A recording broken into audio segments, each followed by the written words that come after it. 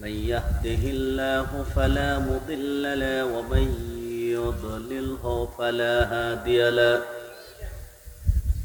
ونشهد أن لا إله إلا الله وحده لا شريك له ونشهد أن سيدنا وحبيبنا ومولانا محمدا عبد الله ورسوله صلى الله تعالى عليه وعلى آله وصحبه وسلم الذي أرسله بالحق بشيرا ونذيرا وداعيا إلى الله بإذنه وسراجا منيرا فقد قال الله تعالى في كلامه المجيد والفرقان الحميد أعوذ بالله من الشيطان الرجيم بسم الله الرحمن الرحيم والعصر إن الإنسان لفي خسر إلا الذين آمنوا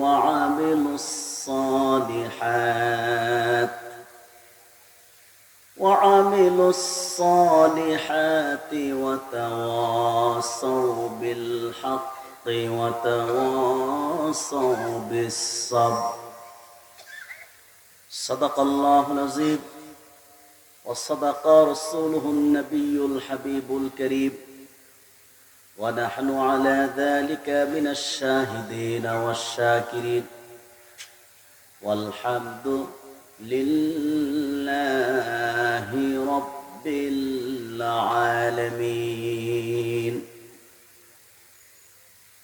إن الله وملائكته يصلون على النبي يا أيها الذين آمنوا صلوا عليه وسلموا تسليما اللهم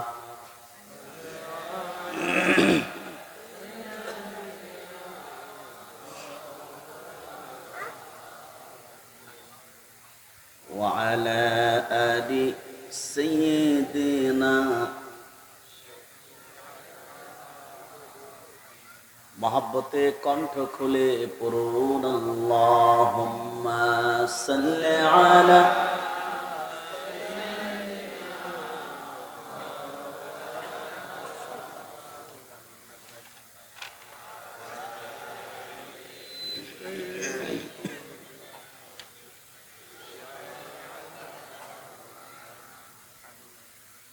كلهم من رسول الله ملتمس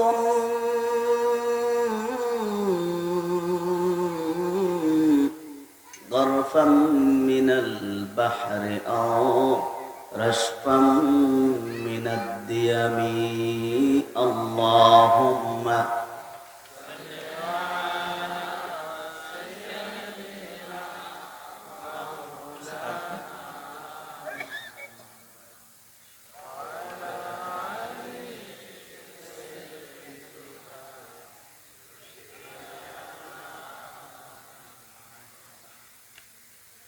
जियारत में मदीना की दिल में है तमन्ना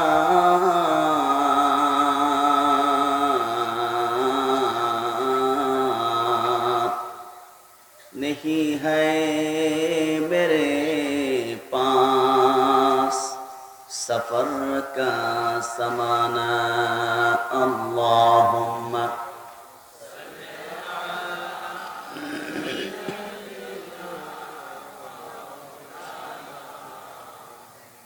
वअला आलि सय्यिदिना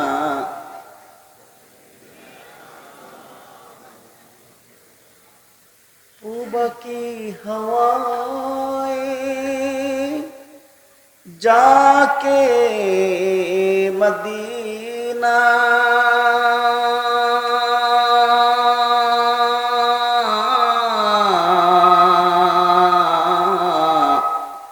पहुंचा दो सलाम मेरा रौजा को मदीना बलगल उला बिकमालिही हसनत जमीआ।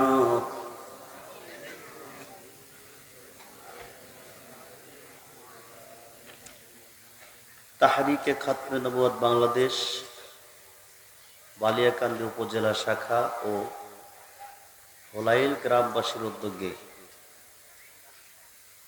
আয়োজিত দ্বিতীয় বার্ষিক ইসালে সাব মাহফিলের সম্মানিত সভাপতি মোহাম্মদ ইমতাজ উদ্দিন খান সাহেব, সভাপতি কারামাতিয়া হুলাইল মাদ্রাসা, শুভ আগমন করবেন তাহরিকে খাতমে নবুয়ত বাংলাদেশের সংগ্রামী আমির আওলাদ রাসূল সাল্লাল্লাহু আলাইহি সাল্লাম শাহ সুফি কারামত আলী জনপুরি রহমতুল্লাহ সুযোগ্য উত্তরসূরি বিশ্ব নন্দিত মুফাসসিরে কোরআন আল্লামা মুফতি ডক্টর সৈয়দ মোহাম্মদ এনায়েতুল্লাহ কাসি ওয়া সিদ্দিকী পীর সাহেব জনপুরি হুজুর, উপস্থিত উলামায়ে কেরাম, আগত সম্ভ্রান্ত দিনদার ভাইরা, সবটুকুন শুকরিয়া আল্লাহ তাআলার জন্য যিনি আজকে দুপুর বেলায় আমাদেরকে যাচাই ও বাছাই করে কোরআন কারীমের প্ল্যাটফর্মে বসার জন্য কবুল করেছেন। সেজন্য আসুন হৃদয়ের সবটুকু আবেগ ভালোবাসা উজাড় করে আমরা আল্লাহ পাকের সন্তুষ্টির লক্ষ্যে পড়ি আলহামদুলিল্লাহ। অসংখ্য দুরূদ ও সালাম আল্লাহর সৃষ্টির প্রধান আকর্ষণ, সমস্ত নবী ও রাসূলগণের মাথার তাজ হযরত মুহাম্মদ সাল্লাল্লাহু আলাইহি ওয়াসাল্লামের উপর আল্লাহ পাক যাকে আজ থেকে ১০০০০ বছর আগে সর্বশ্রেষ্ঠ ও সর্বশেষ নবী ও রাসূল হিসেবে প্রেরণ করেছেন, যার পরে আজ পর্যন্ত পৃথিবীতে অবশ্যই কোনো প্রকার নবী কিংবা রাসূল আসে নাই, অবশ্যই এখনো নাই, অবশ্যই কিয়ামত পর্যন্ত আসবে।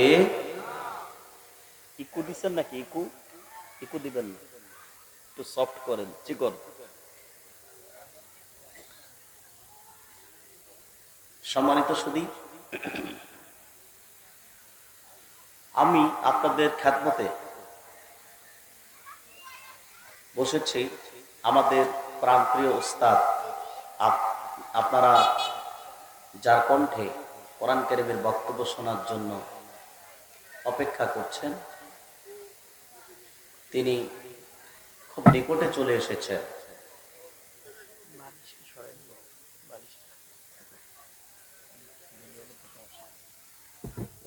কোরআন কারীম তো থাকবে, টেবিল ওচা আছে, তাহলে এই পাশে না দেন বালিশ, এই পাশে।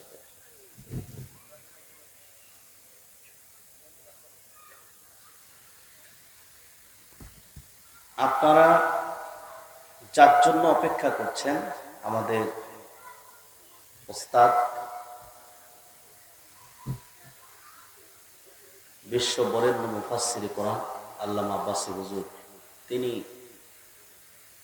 নিকটে চলে এসেছেন। হুজুর আসা মাত্রই স্টেজে চলে আসবেন ইনশাআল্লাহ। আল্লাহ তাআলা হুজুরকে সহি সালামতে আমাদের স্টেজ পর্যন্ত আসার তৌফিক দান করুন।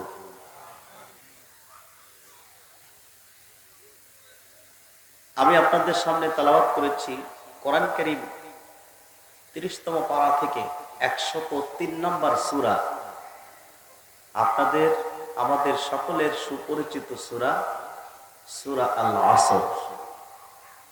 এই সূরাটি আপনারা চিনেন? একটু কথা বলবেন তো।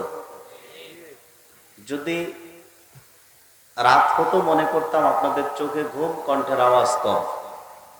এখন তো একদম দিন দুপুর, এই সময়ে কণ্ঠের আওয়াজ কম, এটি তো মেনে নেওয়া যায় না। আমরা সকলে চিনি এই সূরাটি। সূরাটির নাম কি? সূরাতুল আসর।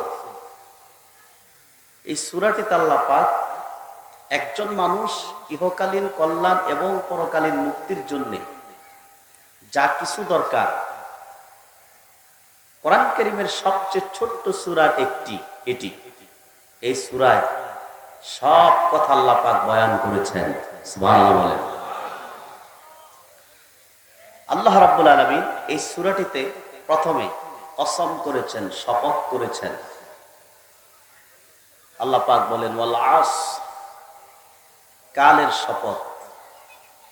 ইন্নাল ইনসানা লাফি খুসর, নিশ্চয়ই সকল মানুষ অবশ্যই ক্ষতির মধ্যে রয়েছে। ইল্লাল্লাযীনা আমানু, তবে তারা ছাড়া যারা জেনে বুঝে ঈমান এনেছে। ওয়া আমিলুস সালিহাত, ও সৎকর্ম সম্পাদন করেছে। ওয়া তাওয়াসাউ বিল হক, এবং পরস্পরকে হকের উপদেশ দিয়েছে। ওয়া তাওয়াসাউ বিস সাবর, ও পরস্পরকে ধৈর্যের উপদেশ দিয়েছে। বলুন সুবহানাল্লাহ। সূরাটির শুরুতে আল্লাহ পাক শপথ করলেন। কি করলেন? আমার দিক তাকান ভাই, রাস্তায় ওই দিকে বাগানে তাকায় আছেন অনেকে, বাগানে কিছু নাই। হুজুর যখন আসবে তখন আমি আপনাদের জানাবো, আপনারা জানার আগে আমি জানবো ইনশাআল্লাহ। আমার দিকে তাকান। সূরাটির শুরুতে, কারণ দুপুরবেলা আপনাদের প্রচুর কাম, এই কাজ রেখে আপনারা দুপুরে মাহফিল এসেছেন। শায়েখের থেকে তো কিছু নিবেন, যেটা আমল করলে সফলতা লাভ করবেন। আমরা তো ওনার দোয়া প্রাপ্ত, আমাদের থেকেও কিছু নিয়ে যান।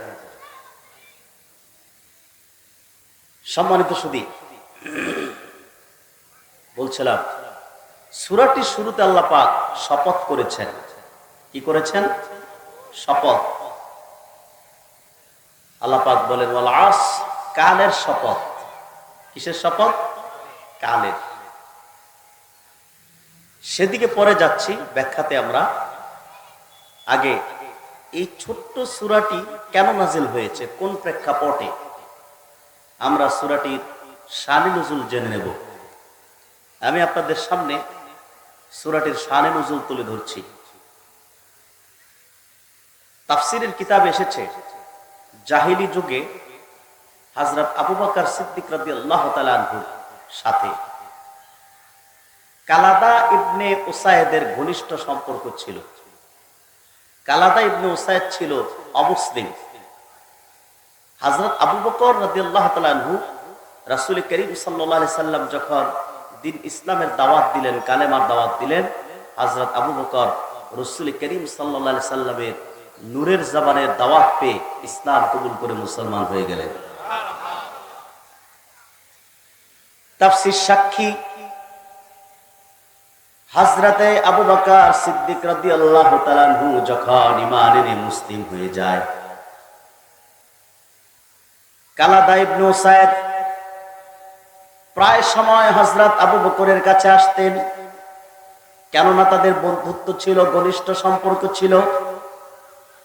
কিন্তু কালাদা ইবনে উসাইদ মুসলিম হলেন না, ঈমান আনলেন না। আবু বকর সিদ্দিক ঈমান আনলেন। ঈমান আনার পর কিছুদিন পর হযরত আবু বকর সিদ্দিক রাদিয়াল্লাহু তাআলা আনহুর ব্যবসা বাণিজ্য বেশি একটা ভালো যাচ্ছে না। সেই সুযোগে কালাদা ইবনে উসাইদ আল্লাহর হাবিবের সাহাবী হযরত আবু বকর সিদ্দিক রাদিয়াল্লাহু তাআলা আনহুর কাছে আসলেন। এসে বললেন, হে আবু বকর, তোমার কি মাথা খারাপ হয়ে গেছে নাকি? ব্যবসা বাণিজ্যে তো ভাটা লেগে গেছে তোমার। এই দুনিয়ায়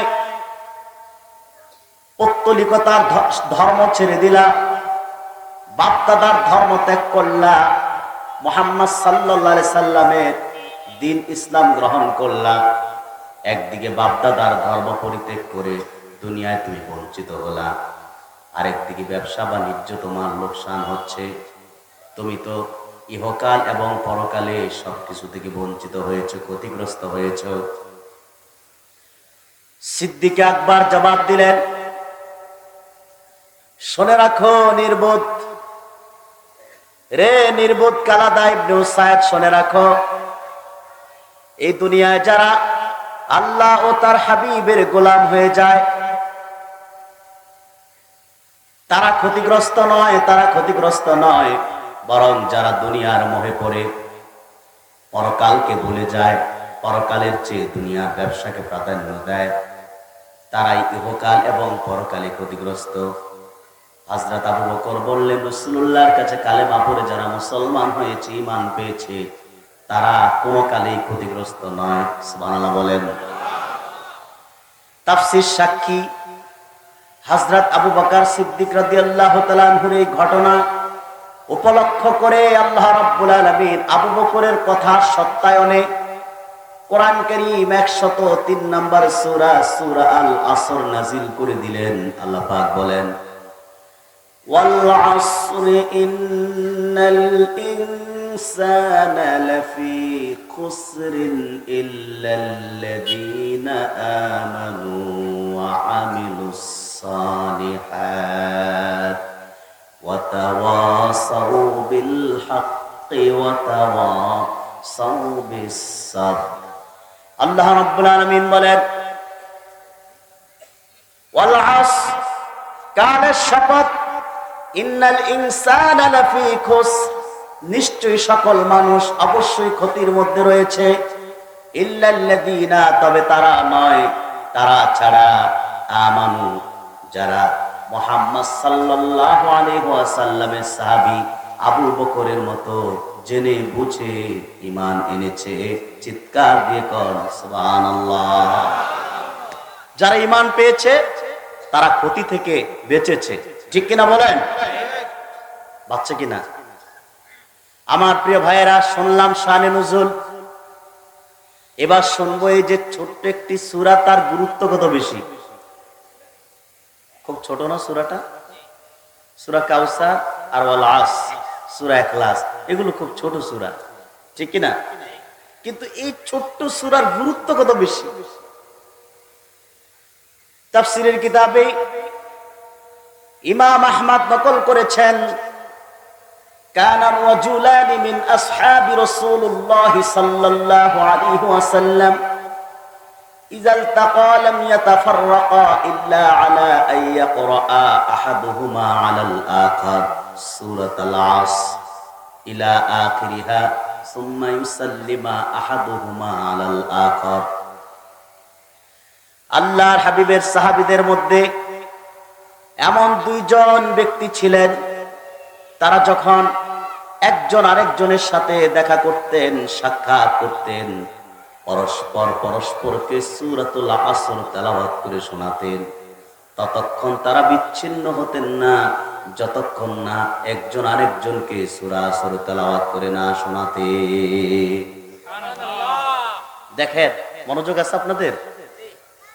এই যে রাস্তায় কেউ দাঁড়াইলে আপনারা তাকায় থাকেন, এটা তো আমার মনোযোগ নষ্ট হয়ে যায়। দেখেন, আমি তো কোরআন থেকে কথা বলতে বসছি, ঠিক না? আপনারা ওইদিকে তাকালে আমার সমস্যা হয়, মনোযোগ নষ্ট হয়ে গেলে জবান দিয়ে ভুল বক্তব্য চলে আসার সম্ভাবনা থেকে যায়। আল্লাহ মাফ করুন। রক্ষা করুন, বলেন আমিন। তাহলে হাদিস থেকে জানলাম কি, রাসূলুল্লাহ সাহাবীদের মধ্যে দুই ব্যক্তি ছিলেন, তারা যখনই দেখা করতেন একজন আরেকজনকে ধরতেন, নিজে সূরা আসর তেলাওয়াত করে শোনাতেন, অপর ভাই যতক্ষণ না শোনাতেন ততক্ষণ ছাড়তেন না। সুবহানাল্লাহ বলেন।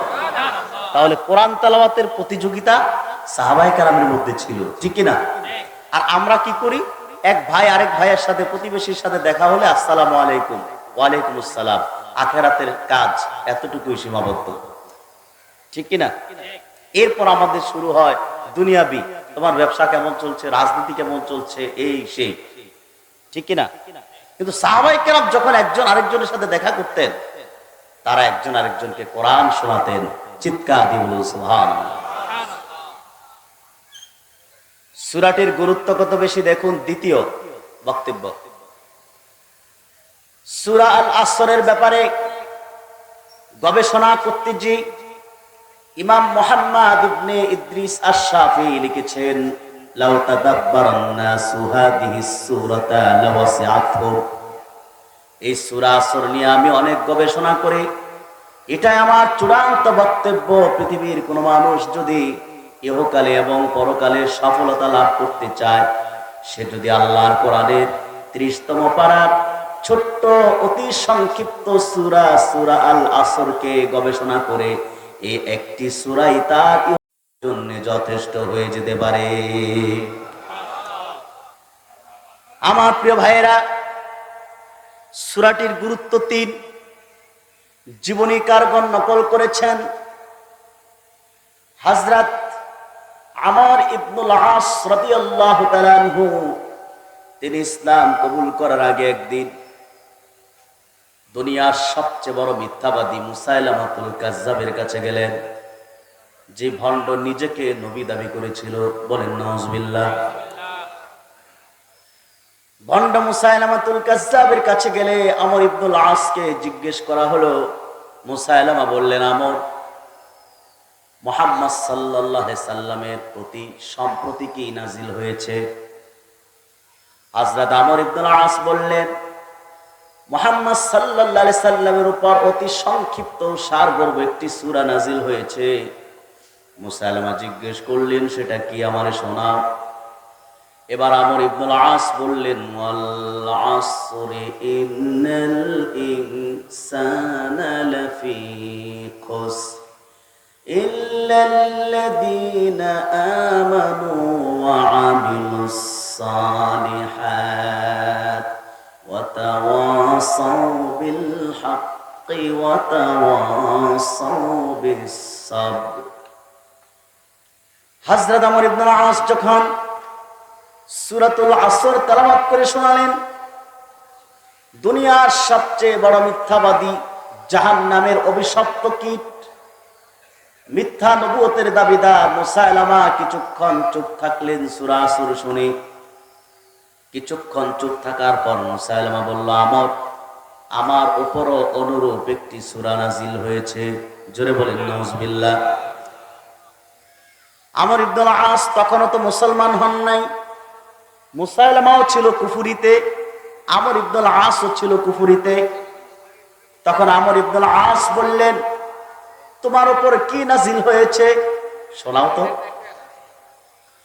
এবার ভণ্ড মুসাইলামা বললেন, ইয়া ওয়াবরু ইন্নামা আনতা উযুনানি ওয়া সাদরু ওয়া সাইরুকা হাকরু ওয়া ফাকরু।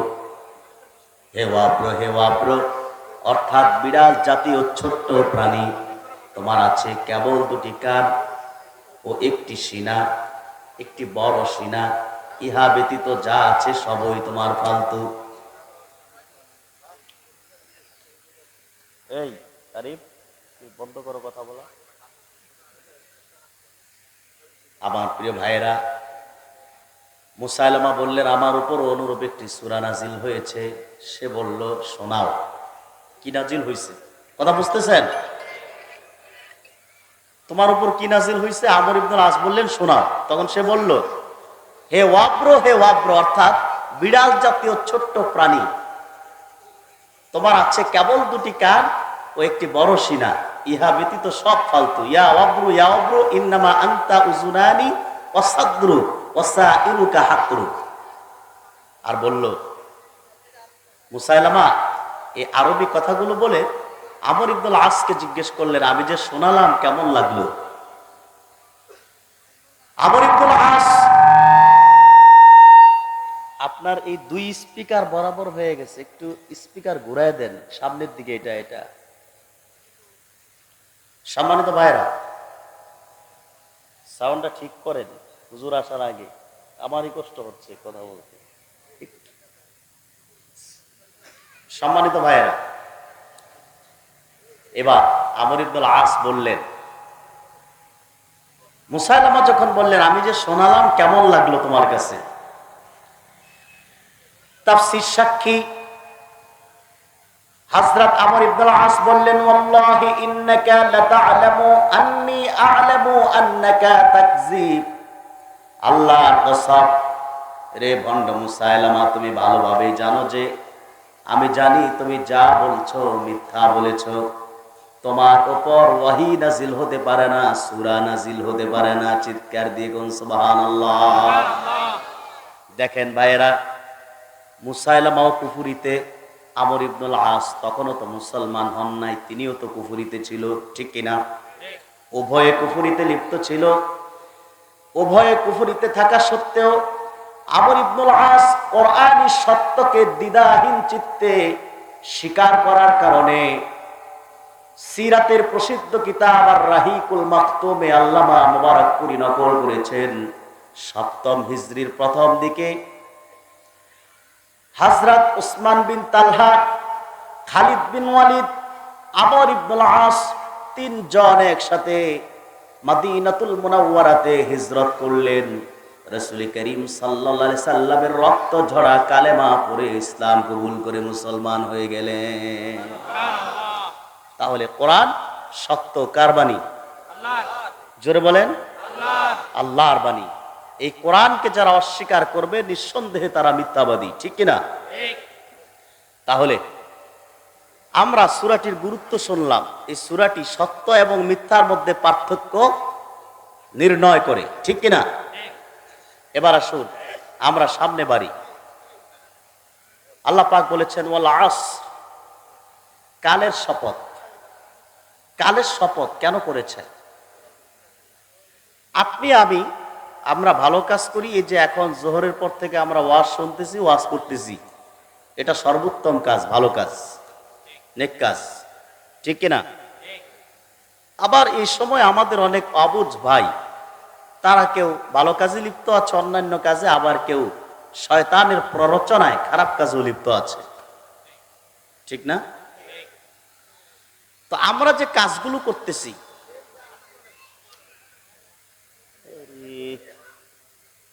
আমরা ভালো কাজ করি বা খারাপ কাজ করি, বান্দা যে কোনো কাজ করুক তাকে 3টি কালের মধ্যে করতে হয়। কয়টি কাল? জোরে বলেন। 3টি। অতীত, বর্তমান, ভবিষ্যৎ। অতীত, বর্তমান, ভবিষ্যৎ। এই 3 কালের বাহিরে যে বান্দা কিছু করা সম্ভব? মনে রাখবেন ভাইয়েরা, মানুষ ভালো কাজ করুক বা খারাপ কাজ করুক তাকে 3টি কালের মধ্যেই করতে হয়। এই 3 কালের বাহিরে যে বান্দা কিছুই করা তার পক্ষে সম্ভব হয় না। বান্দার কাছে কাল যদিও 3টি, যিনি রাব্বুল আলামিন তার কাছে সবই বর্তমান কাল। সুবহানাল্লাহ বলেন। মানুষের কাছে কাল কয়টি? 3টি। কিন্তু যিনি সৃষ্টিকর্তা তার কাছে কাল কয়টি? সেজন্যে মানুষ ভালো কাজ করলে, খারাপ কাজ করুক, আল্লাহর দৃষ্টি সে ফাঁকি দিতে পারে না। আল্লাহর দৃষ্টির বাহিরে যে কিছুই করতে পারে না। সে যা করছে সব কিছু রেকর্ড হয়ে যাচ্ছে কালের স্মৃতিপটে। এই সব কিছু রেকর্ড হচ্ছে এবং একদিন এই সব কিছু নিয়ে আল্লাহর আদালতের সামনে, এজলাসের সামনে, বিচারকের সামনে বান্দাকে দাঁড়াতে হবে। হবে কিনা? সেজন্য আল্লাহ রাব্বুল আলামিন সূরা আল আসরের শুরুতে ওয়াল আসর, কালের শপথ করেছেন। কালের শপথ করে এখানে কালের শপথ করেছেন আল্লাহ পাক, আবার কোন কোন মুফাসসিরিন কেরাম তাও বলেছেন আল্লাহ রাব্বুল আলামিন আসরের সময়ের কসম করেছেন।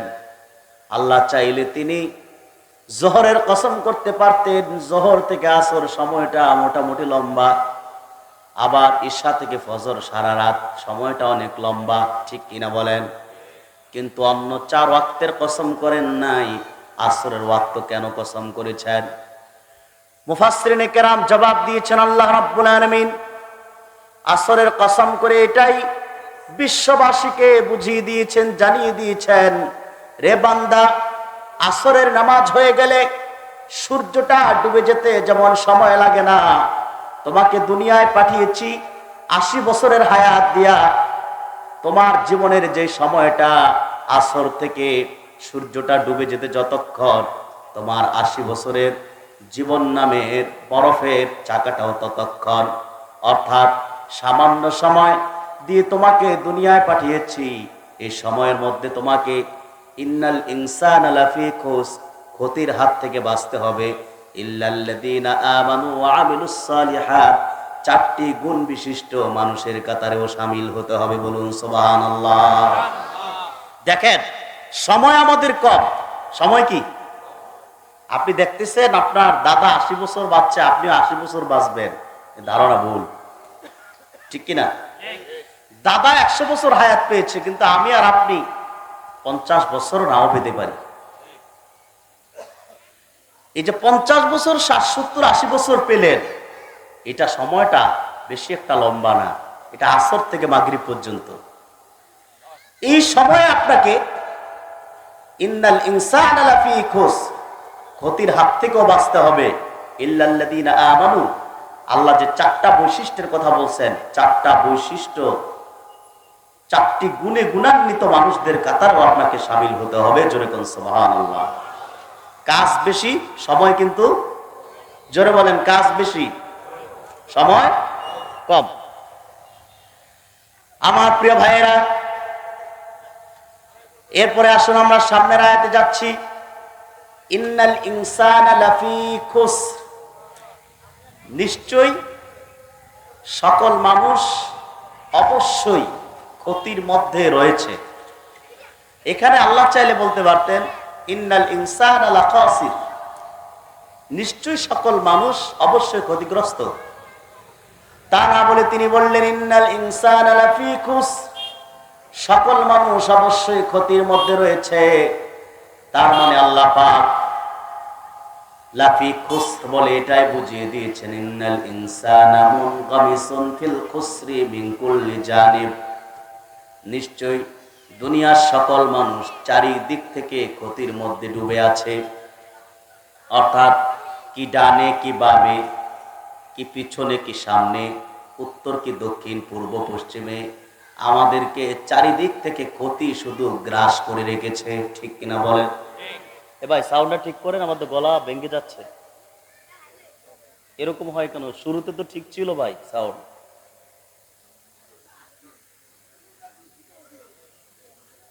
শুরুতে সাউন্ড ভালো ছিল।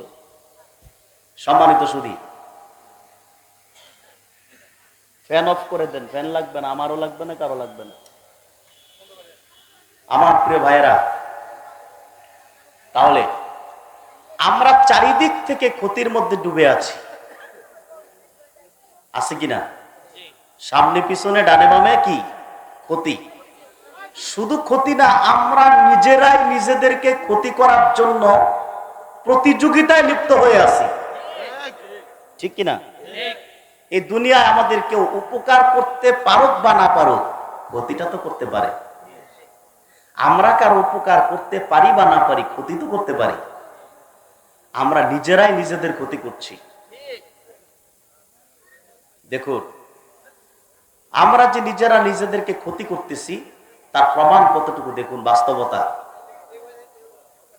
আপনার মার্কিন প্রেসিডেন্ট অ্যান্টনি ইডেন দুঃখ করে বলেছিল, আপনার যখন পৃথিবীতে অ্যাটম বোমা আবিষ্কার হয়েছিল তখন দুঃখ করে বলেছিলেন যে অন্য কোনো গ্রহ থেকে যদি এই দুনিয়ায় পৃথিবীতে জমিনে কেউ আসে এই পৃথিবীকে পর্যবেক্ষণ করতে, দেখতে, তো সে এসে দেখতে পাবে যে আমরা নিজেরাই নিজেদেরকে ক্ষতি করার জন্য প্রতিযোগিতায় লিপ্ত হয়ে আছি। তার এই বক্তব্যে মাত্র কয়েক বছর পর শুরু হয়ে গেল দ্বিতীয় বিশ্বযুদ্ধ, যেখানে একটি অ্যাটম বোমার তেজস্ক্রিয়ায় 2.5 লাখের বেশি মানুষ প্রাণ হারিয়েছে। 13 বর্গ কিলোমিটার এলাকা ধ্বংস স্তূপে পরিণত হয়ে গেছে। সাথে সাথে জাপানের হিরোশিমা মহানগরীতে বোমা নিক্ষেপ করা হয়েছিল। সেই অ্যাটম বোমার তেজস্ক্রিয়ায় এখনো জাপানে প্রতিনিয়ত ক্যান্সারের মতো দুরারোগ্য ব্যাধিতে মানুষ মারা যাচ্ছে। এই যে বোমা যারা তৈরি করে তারাও জানে, যারা তৈরি করছে তারা নিজেদের আয়ত্তে রাখতে রাজি, তারাও জানে এটা ক্ষতিকর। এটা কি? এটা ক্ষতি করে। তো জেনে শুনেই আমরা বোমা তৈরিতে লিপ্ত হয়ে গেছি, মানুষকে হত্যা করতে লিপ্ত হয়ে গেছি, জেনে শুনে আমরা ক্ষতির দিকে পা বাড়াচ্ছি, ঠিক কিনা? সেজন্যেই 1500 বছর আগে বিশ্ব মানবতার মুক্তির সনদ আল্লাহর আখেরি নবী, প্রিয় নবীজি আমার মুহাম্মদ সাল্লাল্লাহু আলাইহি ওয়াসাল্লাম বিশ্ববাসীকে, উম্মতকে ক্ষতির হাত থেকে বাঁচাতে মানব দরদি কণ্ঠে আহ্বান করেছেন। আনা আখিযু বিহুজাজিকুম আনিন নার হালুম্মা আনিন নারি হালুম্মা আনিন নার ফাতাগলিবুনি তাতাহামুনা ফিহা। হে লোক সকল, মানব জাতি, জাহান্নাম থেকে বাঁচাবার জন্য আমি তোমাদের কোমর ধরে আকর্ষণকারী, কিন্তু তোমরা জাহান্নাম থেকে ফিরে এসো, কিন্তু তোমরা আমাকে পরাস্ত করে জাহান্নামে ঢুকে পড়ছো। রাসূল কারীম সাল্লাল্লাহু আলাইহি সাল্লাম 1500 বছর আগে যে নীতি দিয়ে গেলেন, যে তরিকা রেখে গেলেন, সেই তরিকা আমরা বাদ দিয়ে দিছি। যে কোরআনকে আদর্শ হিসেবে রেখে গেলেন, সে কোরআনকেও বাদ দিয়ে ফেলেছি, ঠিক কিনা বলেন? আজকে দুনিয়ার কাফের মুশরিকদের আবিষ্কৃত পথ ও তরিকাকে আমরা বেছে নিয়েছি। সেজন্য কাফের মুশরিক ইহুদিদের মতো নাপাক হাতে আজকে মুসলমান বিশ্বে মার খেয়ে যাচ্ছে। শুধুমাত্র রাসূলুল্লাহ যে তরিকা রেখে গেছেন, তরিকা আমরা বাদ দিয়ে ফেলছি। আমাদেরকে যদি কাফের মুশরিকদের হাত থেকে বাঁচতে হয়, দুনিয়ায় নেতৃত্বের দায়িত্বে যদি আমরা আবার যেতে হয়, তাহলে সবকিছু ছেড়ে দিতে হবে, আল্লাহর কোরআনকে সামনে রাখতে হবে। আমার প্রিয় ভাইয়েরা, ইন্নাল ইনসানা লাফি খুসর, নিশ্চয়ই সকল মানুষ অবশ্যই ক্ষতির মধ্যে রয়েছে, ঠিক কিনা? আমরা যে কথাটি না বললে আমি এই যে একটু মনোযোগ তেমন পাচ্ছি না, এর জন্য কথাটি ভুলে গেছিলাম, ফেলে রেখে গেছি। সেটা হলো, আমরা যে সূরার উপর বক্তব্য দিচ্ছি, কোন সূরা? সূরা আল আসর। এটা সংক্ষিপ্ত সার মর্ম কি হবে সেটা ইমাম ফখরুদ্দিন রাজি তুলে ধরেছেন। যে আল্লাহ কেন আসরের শপথ করলেন, আসরটা কি, এটা তাৎপর্য কি? তখন তার মনে পড়ে গেল বিগত এক মনীষীর কথা। তিনি বিগত মনীষী চিন্তায় মগ্ন ছিলেন, আসরের তাৎপর্য কি হবে, এটা আসলে কি। তখন তার কানে ভেসে আসলো এক বরফ বিক্রেতার আওয়াজ। বরফ চিনেন আপনারা? কথা বলে না। আরে ভাই, পিছনের মাঝখানের বাইরে কেউ কথা বলেন। আমার একটু রাগ করছেন নাকি আপনারা আমার সাথে? একটু কথা বলেন। বরফ চিনেন আপনারা? আমরা না চিনলে কারা চিনবে? কারণ আমরা এই দেশের মানুষ তাজা জিনিসকে বরফে রেখে এটারে নষ্ট করে খাওয়ার অভ্যস্ত, ঠিক কিনা? এই বরফ বিক্রেতা বরফ বিক্রেতা তার ক্রেতাদের উদ্দেশ্যে বলছেন, তাফসীরের কিতাব এসেছে, ইরহামু মাইয়াযুবু রাসু মালিহি, করো ওই ব্যক্তির প্রতি যার পুঁজি প্রতি মুহূর্তে নিঃশেষ হয়ে যাচ্ছে, অর্থাৎ বরফটা গলে যাচ্ছে, ব্যবসা ধ্বংস হয়ে যাচ্ছে। বিগত মনীষীর কানে যখন ভেসে আসলো, ইরহামু মাইয়াযুবু রাসু মালিহি, রহম করো তোমরা ওই ব্যক্তির প্রতি যার পুঁজি প্রতি মুহূর্তে নিঃশেষ হয়ে যাচ্ছে। বিগত মনীষী চিৎকার দিয়ে বলে উঠলেন, হাদা মা'ানা সূরাতিল আস, এটাই তো সূরা আসরের তাৎপর্য। সময় চলে যাচ্ছে, আপনি একটি বরফের চাকা হাতে নিয়ে বাতাস বরাবর দাঁড়িয়ে থাকুন, 5 মিনিট পর বরফ থাকবে না, হাত শূন্য হয়ে যাবে, গলে যাবে কিনা বলেন?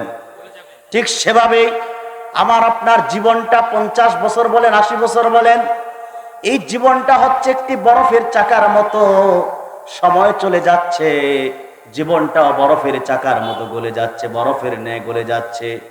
এই অতি সংক্ষিপ্ত সময়ে যদি আপনি বরফটাকে টিকিয়ে রাখতে না পারেন, ধরে রাখতে না পারেন, ক্ষতিগ্রস্ত হয়ে যাবেন, সফল কামদের কাতারে আর যেতে পারবেন না। সেই জন্যই আল্লাহ রাব্বুল আলামিন আসরের শপথ করেছেন এবং জীবনকে বরফের চাকার সাথে তুলনা করেছে। আমার প্রিয় ভাইয়েরা, তাহলে আমরা ক্ষতি থেকে বাঁচতে চাই, কারা কারা রাজি? আল্লাহ কবুল করুন। ক্ষতি থেকে আমরা বাঁচতে চাই, তো ক্ষতি থেকে তো বাঁচবেন, এবার কিছু কাজ আছে না, কর্মসূচি আছে কিনা? কর্মসূচিগুলো কি, তা পালন করলে, বাস্তবায়ন করলে আপনি বাঁচতে পারবেন, এটা আল্লাহ দিয়েছেন। রাব্বুল আলামিন বলেন, ইল্লাল্লাযীনা আমানু ওয়া আমিলুস সালিহাতি ওয়া তাওয়াসাউ বিল হাক্কি ওয়া তাওয়াসাউ বিস সাবর। আল্লাহ তাআলা বলেন, ইন্নাল ইনসানা লাফি খুস, নিশ্চয়ই দুনিয়ার সকল মানুষ অবশ্যই ক্ষতির মধ্যে রয়েছে।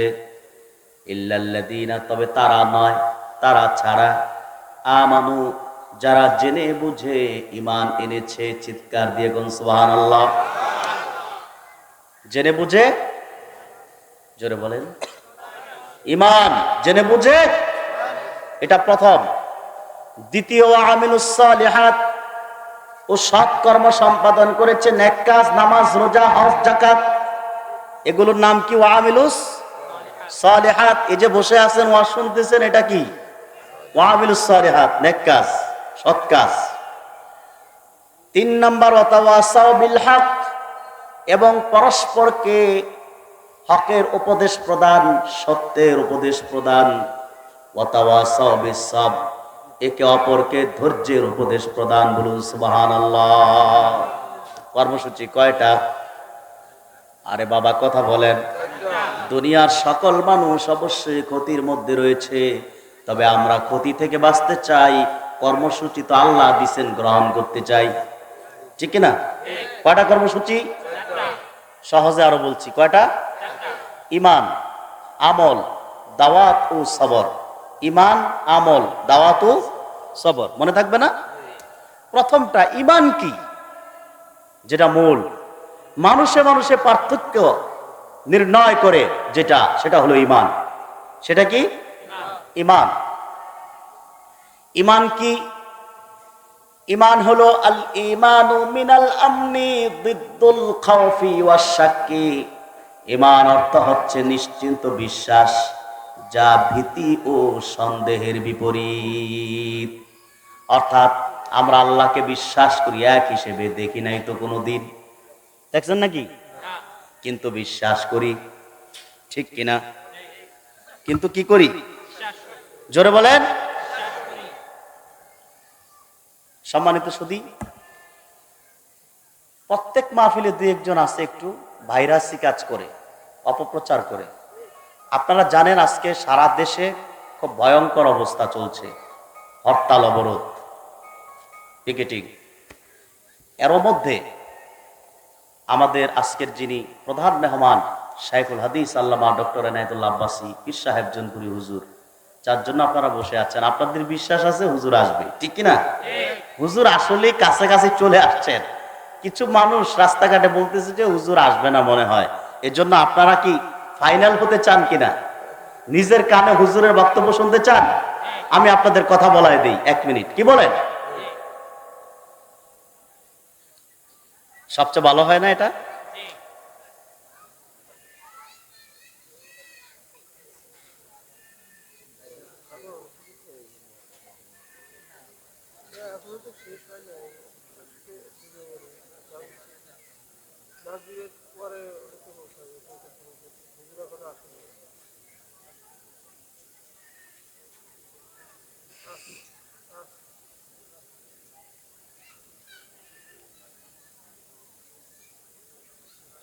আসসালামু আলাইকুম। বেলাল, জি, পীর সাহেব হুজুরকে দাও, মাইকে ধরি।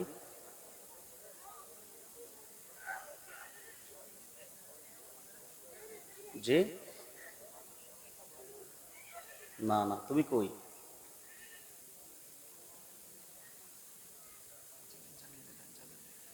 মাহফুজুল্লাহ দিচ্ছে। মহব্বতের জিকির করেন, লা ইলাহা ইল্লাল্লাহ। ভাই তুমি চা খাওয়াইবা? কি ছাড়া দাও? হ্যাঁ, কল আসছে। আসসালামু আলাইকুম।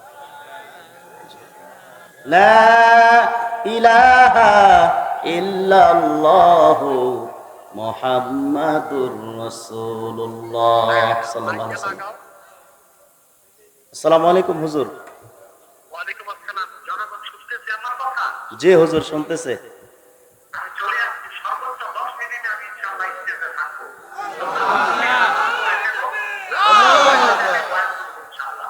জি ইনশাআল্লাহ হুজুর। আসসালামু আলাইকুম ওয়া রাহমাতুল্লাহ। এখনই আজান দাও, এখনই নামাজে দাঁড়াও। জি জি জি 37 ওয়াক্ত হয়ে যাবে। জি হুজুর, ইনশাআল্লাহ। আসসালামু আলাইকুম।